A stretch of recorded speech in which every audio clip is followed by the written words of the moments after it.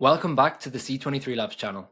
I'm Oisin, the co-founder of C23 Labs with Oscar Akermo, and over the past 3 years I have spoken to over 2,000 tattoo artists and studios about their social media marketing, sales and business skills, and have personally mentored over 700 artists globally. So in this video I'm going to break down one of the biggest mistakes I see tattoo artists make when it comes to their social media content, which is not having any purpose behind the content they're posting. I'll explain why and how to have purpose behind everything you post on social media, and how this really shapes your brand, attracts high value clients, and gets you more creative freedom on your projects. And watch until the end, because I'll show you how to take all of this new information and put it into action to start making purposeful, results driven content straight away. On that note, enjoy the video and let's train.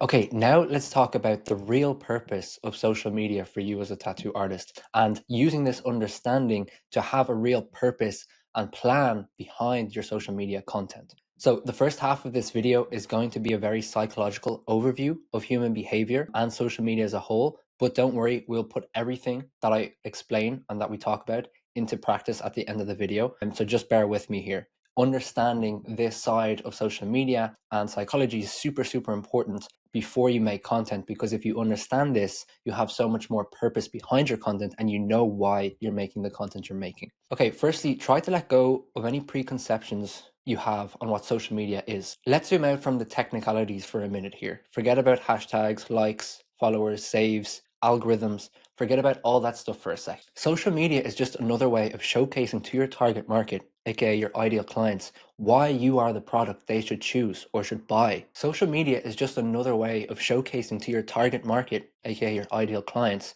why you are the product they should trust and therefore choose, which in essence is the definition of marketing, which really is connection and resonation and therefore understanding. You'll hear me use the word resonation a lot in these videos, and I'll explain why I love this word. But don't worry, this video is not going to be all woo-woo. This word in particular ironically resonated with me when I heard it. But by definition here, to resonate in physics is to oscillate, or in plain English, to move at a particular frequency due to another matching vibration. Okay, and in emotional terms, it means, to strike a chord and connect deeply with someone's thoughts or feelings. That's why when you hear people say the same wavelength, or, I vibe with this person, these kind of terms stem from this concept of resonating. And what this does is generate the most important emotion, which is trust. And who do you listen to? Who do you confide in? People you trust. And in human behavior, when it comes to making decisions, there are 7 core beliefs people must address before they commit to buying from someone else. Okay, and those 7 core beliefs here are trust, doubt, desire, cost, money, and support. So trust, do they trust the product or service? Doubt, do they believe this will work for them? Desire, do they really want this? Cost, what will it cost them? Time, effort, resources. Money, can they afford it? Of course. And support, do they have encouragement or backing to move forward from others in their life? And then the 7th one here is pain and fear. Does this solve a problem or relieve a pain? With content, you're targeting 4 of these kind of 7 core beliefs here. The main 4 you're targeting are, of course, doubt, desire, trust, pain and fear. Now, money, cost, okay, and support are kind of external. Usually money and cost and support is done through the sales conversation rather than the marketing here. And social media is marketing, of course. But of course, the sale, which I'll get into another video, the sale starts the second that they know who you are. But the main 4, core beliefs that social media targets is doubt, desire, trust, pain, and fear. Okay, so our content and our sales process needs to check off as many of these core beliefs as possible. The reason that a lot of you aren't succeeding right now is most of you are actually only focusing on desire. This is why only promoting your work, posting some tattoo photos, some flash, doesn't actually get results, because you're only checking off 1 of the 7 boxes when it comes to this kind of analogy here that I'm using. So the purpose of your social media content is not to get sales right now. Okay, of course, in the long run it is. The real purpose of social media content is to overcome people's doubts, their fears, their hesitations, give them the information they need and value to build trust with you first, so the viewer naturally buys 1 to 2 steps after this process, because you have addressed most of their core beliefs. That is really the purpose of social media content. Okay, so think of a psychiatrist. They speak through not speaking, right? Through listening and understanding, So it seems like you're struggling with XYZ because ABC is affecting you. And then people are like, oh my God, you get me. That's exactly it. You understand me. And this is what you do through your social media content, directly and indirectly, strategically, which we'll also get into. And I'm going to show some examples too. Think of another great analogy here. Think of cold calling. If you're not familiar with what cold calling is where people who are working for a business, they get a list of people to call who've never heard of this other business before, and they call them all day trying to sell them some products, like telemarketers, as you would know them as. And why do people hate being cold called? And why is it so hard for a cold caller to succeed on the phone on getting a sale? It's because they've checked off none of the 7 core beliefs before. They have to basically go on that phone, talk to a stranger, and convince that stranger that, number 1, they have a problem, number 2, the solution to their problem is them, number 3, that they're trustworthy, number 4, that they're ready to buy right now, right? That's why cold calling is so difficult, because you're literally starting in one call. And that's usually why people have this stereotype of sales being manipulative, because if you need to go from stranger to one call, you're going to learn some really shady tactics to convince people to do that, right? So that's just a good analogy. The whole point is, with social media content, then you can actually check off as many of these boxes as possible before they reach out, so that the sale is already kind of 80% of the way there when they reach out. Okay, another great example is referrals. Referrals are already 80% of the way to the sale, because their friend, so your previous client, has done 80% of the selling for them. Okay, so the whole point of social media is to get people as excited as referrals, because you can do that. Your social media can show you other people's testimonials, for example, your work, your personality, etc., which convinces them to be as excited as someone who had just been referred by a friend. And then secondly, let's talk about social media from kind of a practical branding perspective. Social media content is also a way to allow your brand to stay in people's minds, okay, which in marketing is called repeated branding.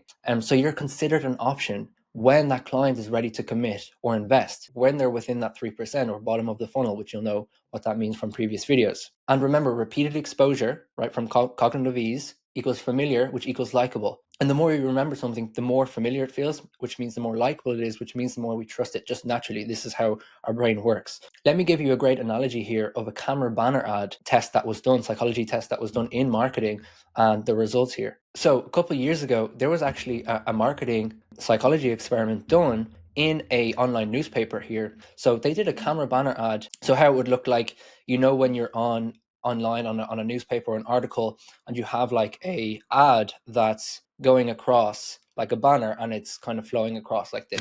So they ran these ads for 2-3 weeks. It had nothing else on it other than a photo of the camera. So like a shot of the camera, not the camera taking a shot, but just the camera itself. They ran that ad for 2-3 weeks in that article or newspaper online. And what happened was, no one really actually consciously registered the camera or the banner ad, because there was no writing on it. It was just a photo. It was just there, and it was kind of molded into their subconscious, but they didn't really consciously kind of notice it. So then what they did was, 2-3 weeks after, they did an experiment or a test, where they did a poll, and they asked the people who had been a part of the experiment, so the people who were given the articles and stuff to read, etc., and obviously weren't told what it was about, they gave them a couple of options of cameras to choose. And they said, if you could buy a camera here, what camera would you pick, right? And they're given 4 or 5 options. And 80% of the people who are part of this experiment chose the camera from the camera banner ad without really knowing why. And the reason is because the reader never really processed the ads consciously, but subconsciously they did. And what happened is, once again, as I said, with cognitive ease, when you see something more often, it's repeated branding, it stays in your mind, which means it's familiar when you see it in the future again, which means it's trustworthy and likable. Okay, that's just as simple as our brain works. That is the other power of social media content, because just by simply making content, sending emails, talking to people, having that repeated branding, it doesn't matter if someone's not ready to buy right now. If in 6 months' time they are ready to buy, okay, they're excited, they're ready to get a tattoo, and you have been consistently popping back up in their mind due to your social media content for the last 6 months, you will be at the forefront of their decisions, right? Of their options to make a decision with. So that's another huge concept of social media, is the repeated branding exposure effect. Okay, there was actually another experiment done where they listed in a bunch of random names, made up names, and then people were told to memorize them or just read through them. And then 3 days later, they were given a list of celebrity names, and they said to circle every name that they thought was a celebrity. And the people who did this experiment on the second time around, when they were circling all the celebrity names, they actually circled a lot of the fake names, because they were like, no, this name looks familiar, I've seen this before. They circled it, right? This is the power of repeated branding. Okay, and thirdly then, social media content helps guide your clients to making a decision faster and easier. Okay, remember from previous psychology classes, as animals, we have evolved to prioritize survival, right? And by surviving, in order to survive, you have to shortcut some decisions because you need to make quick, snappy decisions. For example, back in the day, if there was something that looked like a tiger that was coming around the corner, your ancestors didn't kind of peek around and say, is that a tiger? Could it be a lion? Is it male? Is it female? No, they either jumped up the tree, they dashed, they ran, they shortcutted that decision to minimize the risk of not surviving. Okay, and it's the same in this day and age. The modern age is so fast moving and so fast paced, people can't keep up with the amount of little decisions they have to make because of, remember, cognitive ease and strain. It hurts our brain to make really informed decisions all the time. So what people do is when they're rushed, stressed, or fatigued, they focus less on the available information and they focus more on the information that kind of helps them make a decision quicker. Okay, so that's called satisficing. To avoid or abbreviate a hard decision making process by selecting from the first few practical candidates that presents themselves. Okay, what that basically means is it's really hard to make a decision, and the less time we can take to make a good decision, the better. So what people usually do is they find a couple of good options and then they won't look further. They'll choose from a couple of those good options because it shortcuts that time and it allows them to not use so much brain power. Okay, and people don't really know that they're doing this, but they do it. And the reason this is so important with social media is these shortcuts to decisions are only going to get faster and faster in this digital age. Okay, because of the attention spans, because of how fast the world is moving, right? So your social media experience, so the experience that they get when they come onto your page and go through your content, it should feel like a dance, right? It shouldn't feel like a research project. It should feel like you're holding their hand like a ballroom dance and you're guiding them all the way around the room to look at and take in the right information and right stuff without them feeling like they have to put in any effort. Okay, and because remember, analysis paralysis, when people have so many options and they see so many things to read, they don't read anything, right? And you know this yourself. The other great kind of quote I heard from one of my mentors is, information does not translate into knowledge, which is a really good way to remember that. Just because you have loads of information on your social media, loads of things here and there, loads of pieces of content, if they don't have a purpose and a meaning, and they don't take into account that people need things simplified and dumbed down, and you need to also hold their hand and guide them through, you're going to overstimulate them. You're going to cause them to kick in their system too, if you know from previous classes, their kind of thinking brain, and it's going to hurt their brain and they're going to leave. So the three things we covered so far here, the kind of psychology behind people's buying decisions, the repeated branding effect of social media, and also the experience that people get on your social media as a whole and how it's so important to guide them through due to our primitive nature. And there's something what's called the halo effect, right? Is when people trust someone, they're more receptive to the information they'll receive from them after they trust them, right? So what you want to do is you want to gain their trust first, and you can give them all of the extra needed bits of information to make a decision after they initially trust you, right? So trust first, then pouring all the information second, which we'll get into. Okay, so on that note then, right, just kind of circling back, because I know that got a little psychological there, and I recommend watching this 2 or 3 times to understand, and you should have gone through all of the previous psychology videos to understand all of those little concepts that I talked about. But from a high level overview again then, how do we paint ourselves as the right decision for our ideal clients, right? Why should they choose us over another artist who arguably would be at the same style or the same quality of work? Okay, what you'll hear online a lot is a lot of people talking about finding your unique value proposition, or what's called your UVP. You'll hear a lot of people say you need to have a specific tattoo style, you need to have unique branding, you need to give a coffee when they come in, you need to give them a free aftercare, and while I agree, like, these are definitely important long term for standing out and being remembered, your real UVP, like, if we're really getting down to it, your real UVP is your deep understanding of your clients. That is your unique value proposition. That is what sets you apart from other people, from other artists, is how well and deep you understand and know your clients. Because at the end of the day, all people want to do is feel understood, right? Humans just want to be understood. So in a practical sense, social media is really just asking the question, how can I build trust with my potential client even before we ever speak? That really is what social media is. Because remember, humans just want to feel understood. But let's put all of this into actual practice here. Okay, so the second part of this here is finding and speaking to your specific clients, your ideal clients, or your specific avatars, which is what we say in marketing. All right, so you'll hear me talk about avatars a lot in these videos. You'll also probably hear a lot of other people talk about avatars in other videos. So I'm going to try give you a couple of definitions as we go here, so you'll be able to take in other business, YouTube videos and stuff like that in as well, because you understand the words that they're talking about. So in marketing, avatar is just a detailed description of your ideal customer, right? It's like creating a pretend person with all the, with all of the qualities and characteristics of the ideal client that you want to attract, right? It's like just making a pretend person, getting as detailed as possible on that pretend person, and then kind of visualizing them when you're making content or when you're going out to find clients. So on that note, you need to be more specific with your avatars, okay? Like, there are so many people, as you know, that want the style that you have, that are so different to each other. There's different reasons why they buy a tattoo. There's reasons why they want to get a tattoo. There's different emotional reasoning behind their idea. Sometimes there's no emotional reasoning and it's more to do with external factors, right? So you need to be more specific with your avatars here. And I'm going to give you some examples, of course. And don't be afraid to have multiple. You should have multiple.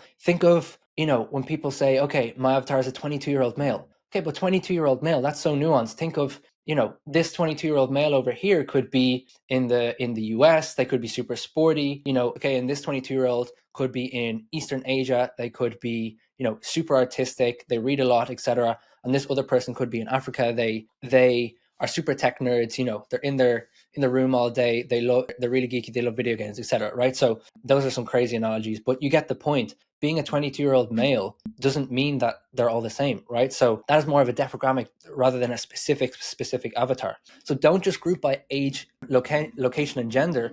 You need to group by characteristics and personality traits. This is the real kicker here, okay? Remember, we're trying to resonate on a deeper level. So things like specific fears, stories, interests are a better direction to start, right? Defining more narrow avatars gives you different directions and frameworks to start with, rather than, throwing shit at a wall. The more specific and directed your content is with all of these different avatars, the more of a chance you have of resonating with, all of them, closer to 100%, rather than all of them a little bit, right? 20%. When you make content for all of them at the same time, you speak to everyone, you speak to no one. Okay. So of course, maybe at a high level, your specific avatars or your favorite clients have a couple of main things in common, like, interest and your style and maybe one personality trait, but get even more specific than this, right? Think subcultures, think narrow avatars, all the little different individual fears that people have, right? The emotional reasoning behind their tattoo, the different life experiences they have, right? Some person, let's say for example, you've got 5 different clients that you love all the same, okay? This person over here chose you because you had similar life experiences. This person chose you over here just mainly because of your style, right? This person chose you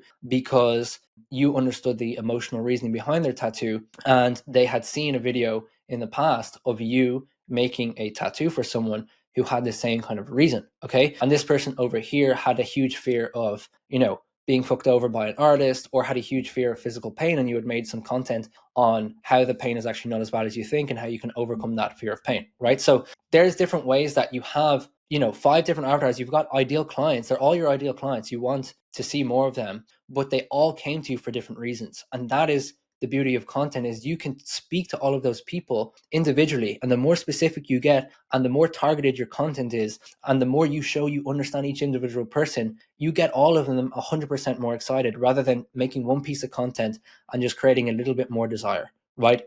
Getting 10% in everyone. Okay, you can speak to everyone way more, and then they all come in, but for different reasons. You have to remember that. And what this does as well, it allows your content to feel more human. You don't need high quality edits. Trust me, I've done tests with this with shops. I've worked with a lot of shops with running advertising, and the high quality edits always do the worst. Always do the worst. The testimonial videos from clients or the client stories, they always do the best. Always. So, make your content feel more human, and, your content is, if it's more human, it's more targeted, it resonates on a deeper level with each individual specific avatar, okay? And I'm going to show you here in a couple of minutes how you can find out who your specific avatars are and get really into detail here. I'm not going to leave you on all this woo-woo stuff. Okay, on that note, let me quickly tell you a real example of how I did this with one of my tattoo artist coaching clients, and then I'll show you how you can replicate this model and easily figure out what content you should make for your specific avatars, without banging your head against the wall, not knowing where to start. So what happened was, I worked with a tattoo artist based in the US, and his studio was right beside a military base with a lot of people in there. And we did the whole thing. We figured out who his specific avatars were, and we figured out his favorite clients were actually the military guys. The reason the military guys were his favorite clients was because when they came in, they gave all the creative freedom. They had no fear of pain.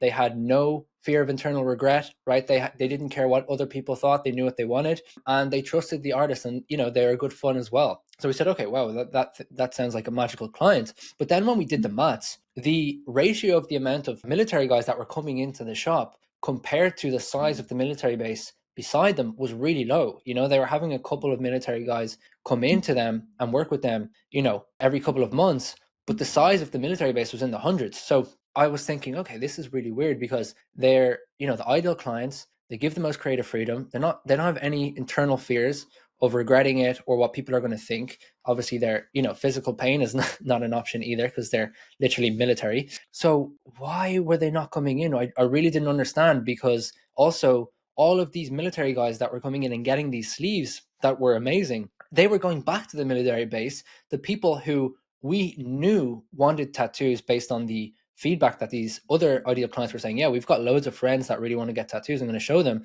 So they were not only had the best qualities of being a great client, they knew what they wanted as well. They had these ideas, and they were seeing, in firsthand, kind of a visual representation of what they might get when they came back. This was one of the kind of toughest breakthroughs for us, but we spent a good hour on it, and we finally realized what it really was. And we cross-referenced our theory with the ideal clients, and they said that's literally it. The reason that the military guys were not coming in and getting a tattoo is because they didn't feel as literate and as articulate as other occupations people would feel. They had all of these ideas in their head, but they didn't trust themselves to articulate it well enough to an artist, and felt that they would therefore get a tattoo that they hated, not because of the artist, not because of lack of trust, and not because of external regret or fear, but because they wouldn't be able to explain it well enough, right? So that was a really, really specific fear and hesitation that in particular these military guys had, that was holding them back. And the reason that they were the ideal clients and their favorite clients was because the way to overcome that fear is before the consultation. It's internally, it's in themselves. It's nothing to do with the artist. As soon as they came in for the consult, they were happy, they were laughing, they were, giving all the creative freedom in the world. They were getting started straight away. The reason was because that fear had been overcome. They didn't have that fear anymore. Therefore, they were fully sold. They were 100% had desire, no fear. So we said, okay, amazing. Now we know what the fear is. How can we make content on that? And we started really simply with just making video like, hey, if you have all of these ideas in your head and you're trying to put it all on paper, just remember that is the job of a tattoo artist. We're supposed to take all of your wacky ideas, pull it all together, and come up with a cohesive piece better than you even imagined, because we are the artist. You don't have to have it all figured out before you come in. So stop being so hard on yourself. Come on in, let's draw up some designs based on whatever you can tell us, and I'm sure we'll come up with something really cool. We made a video like that, and we ran it actually as an ad too, because I was super confident,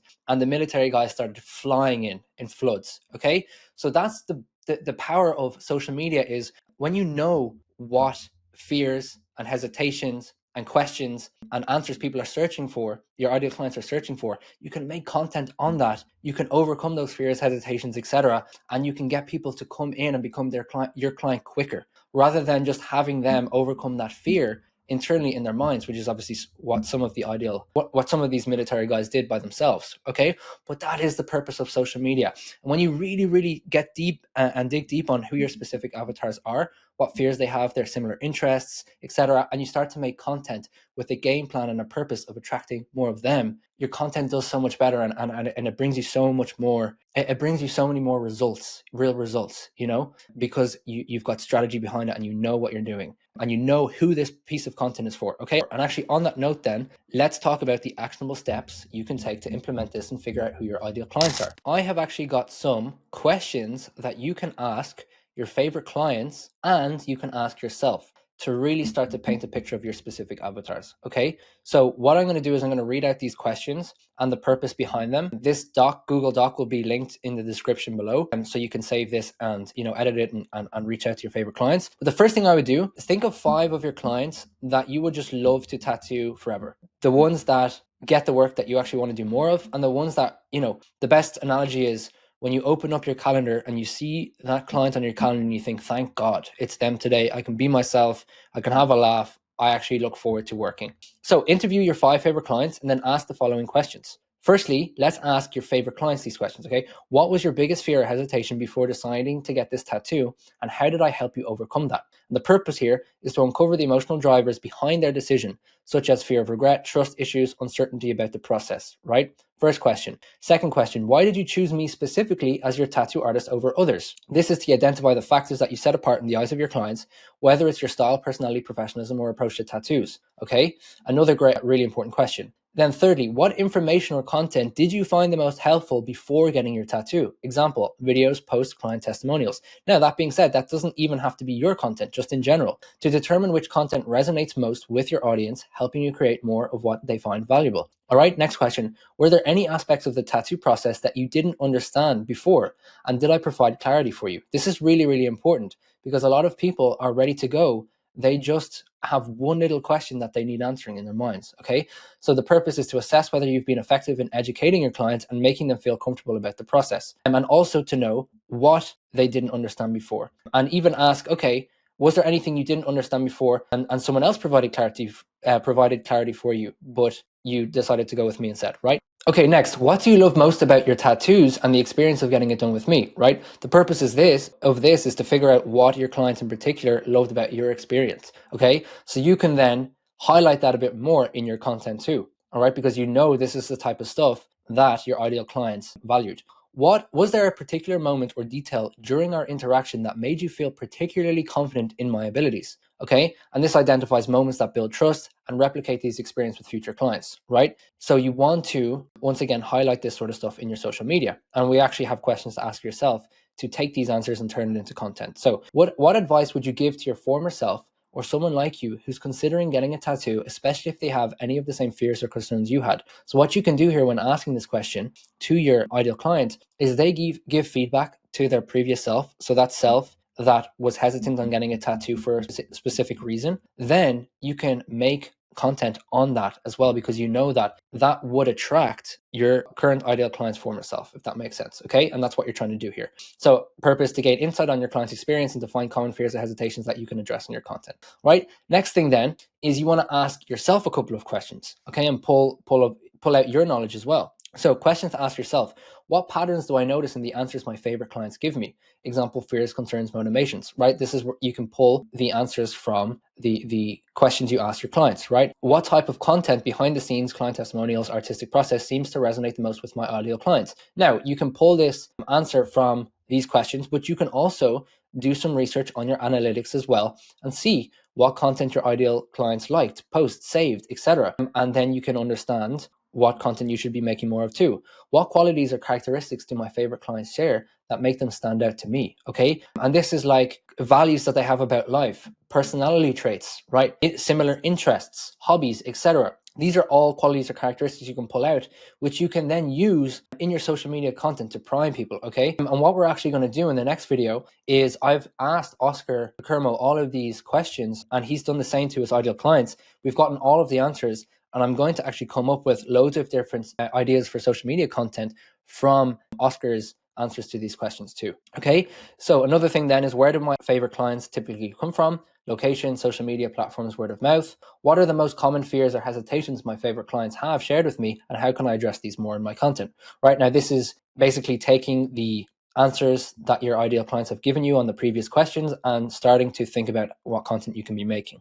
But don't worry, I'm going to give you loads of examples too in the next video. Okay, so what specific tattoo styles or types of work do my favorite clients tend to choose from my portfolio? Okay, so this gives you a better understanding as well of not only who your ideal clients are, but in those, this is why we want to get even more specific with those sub niches and subcultures of your avatars. Which of your favorite clients also want to get the work that you want to do more of, because they're really the people that you want to attract. Okay, so you can only do that if you get more specific on who your ideal avatars are. All right, so what social media posts or content have generated the most engagement and responses from my favorite clients? So I've kind of touched on that already.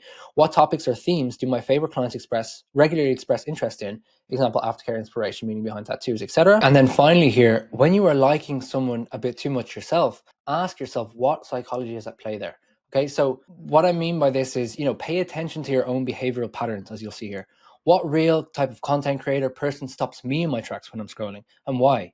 right? And you want to save these reels and find the commonalities implementing these answers into your content topics too, right? You want to kind of track your own behavioral patterns too as well. And because if you have favorite clients or ideal clients, there's a good chance that you resonate with them on more than 3 or 4 types of these core beliefs, right? Which means that you're quite similar in behavior. So then here, as you'll see, after reviewing your answers, you can start painting a picture of what your different avatars would look like, okay? And actually, pro tip here, as an artist, I would suggest literally drawing these different avatars out in real detail, okay? So for example, let's say you've got John, he wears this type of hat, he has these interests, and he listens to this music, he would wear these shoes, and he came to me because of this fear. And you could have like a Procreate file where you just draw out John and all of his commonalities and features, which allows you to have a little image of John then in your mind every time you're creating content. Okay, I'm making this reel here. I'm a bit lost. How can I make it better? Okay, well, let's visualize John here. How would John react to this reel? Probably not great. What would John need to see more of? Oh, he'd actually need to see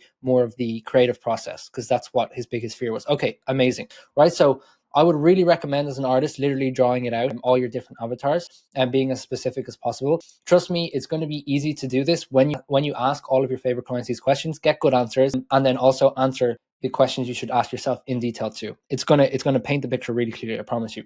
Okay, and then do a quick overview on how you should create your content. Okay, so we're gonna go into this on way more depth in other videos, of course, but I'm going to kind of give you the overview so you can get started here. So idea frameworks to start with, there's something what I call broad, narrow, niche, which was told to me by a mentor, which is great. So you want to make content that's broad, which relates to all avatars. So this would be like reels on your process really quickly, finish pieces of your preferred style, like really quick videos. That's broad. It kind of relates to everyone. Then you've got narrow, which relates to some avatars, right? So let's say some of your avatars have similar interests, not all of them, but some of them do. Some of them have similar fears, okay, life experiences. So that's where you can do client testimonials to overcome some, common fears. You can talk about similar interests, or you can be, wearing the same fashion that your clients like, or you can have certain, priming things in the background. There's something what's called the priming effect, where you can prime people's minds to like you more by having things that they resonate with in the back. Okay, you can have that, or you talking about your life experience that 2 or 3 of your ideal clients have experienced too. Okay, and then niche is when you relate to just one avatar. Right, so this is like a really specific fear, like the military guy analogy I gave you. Like that's niche, right? Biggest fear is hesitations, and I would recommend making at least one for each avatar. So if you have 5 avatars, see what characteristics each avatar has individually that's unique to them, and make content specifically on that. Okay, and then the reel itself framework. So an easy abbreviation to remember here is expose, relate, reward. So your first part of your reel is to expose whatever the topic is, right? So whatever topic is going to spark their fear, their interest, their personality trait, their curiosity, their desire. Then you want to relate to them, okay, through the middle, anecdotal story. Show your understanding by breaking down of the topic, right? Or show the process of the tattoo. If the expose was starting this tattoo, then show the process. Reward is, this is really important. Give a solution to the problem. So show the finished piece. Explain how to overcome that fear. Explain, if you're saying, biggest things you should avoid when picking an artist, for example. Let's say if you say 5 things you should avoid when picking an artist, don't give them 3, give them 5, just little things like that. Always reward them, because remember, people on social media are scrolling to get dopamine, right? To get all of these chemicals to go off in their brain, and to be rewarded, right? It's their pleasure centers. So if your content gives them, for lack of a better term, blue balls, and doesn't reward them at the end,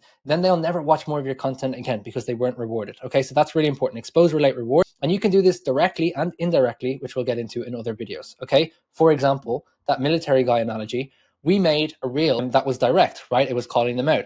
But I've also seen reels that have been like the sketch I sent my artist versus the art. And that actually does the exact same thing, okay? Because it paints the picture of the fear, which is, look at my shitty sketch that I have. I'm not sure if I'm going to be able to give that to my artist and them to kind of create something out of this rough sketch. And then it shows the finished piece, which is phenomenal. And that actually touches on the same fear, but it's indirect, right? It's not saying, hey, you have this fear. It's using it through a kind of a good hook, which is the sketch I set my artist versus the art, right? So that's an example of overcoming that fear of not being able to articulate your idea well enough on paper, directly and indirectly. Okay, and then I know that was a lot to take in, but just remember, from an overview, from everything we spoke about in this video, your clients just want to feel understood. Humans just want to feel understood, okay? Social media is what we call in business leverage. It allows you to get more out of what you put in, okay?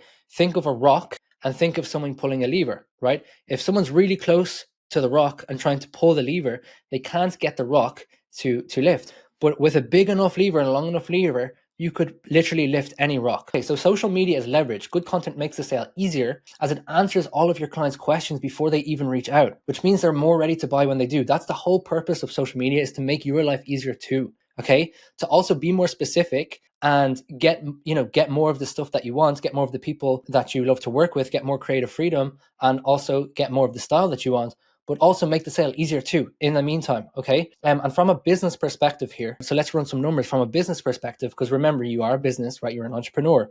One of the most important numbers businesses track is LTV, or lifetime value. How much does a client spend over their lifetime with me? That's what lifetime value, LTV, means. For example, if you have clients on average return once and they pay 500 bucks, then your lifetime value is on average 500. But let's say you have clients pay 500 bucks on average every time, but on average your clients come back 4 times, then your lifetime value as a business is 2,000. Okay, so what happens is, when you speak to more specific avatars and more specific people, okay, and you make content and you showcase that you really resonate and you really understand them on a deeper level, what happens is your lifetime value skyrockets, because you were the reason that they were able to overcome their fear or hesitation and get a tattoo. Therefore, they trust you the most, more than anyone. They stick with you. So what happens is, you increase your lifetime value. They start coming back 5, 10, 15 times over their lifetime. They also refer 5, 10, 15 different friends, which, by the way, as I've written here somewhere, are all similar in behavior to them, right? Are also your favorite clients, because you are a creation of the 5 people you spend the most time with. So what happens is, you increase your lifetime value, you make 10 times more money, you have to search for less new clients over time, you get more creative freedom, and you spend time working with people you enjoy being around every single day. That is why social media is not a curse, it's a blessing. By the way, I've actually attached a Google Doc of the transcripts and Procreate file here in the description.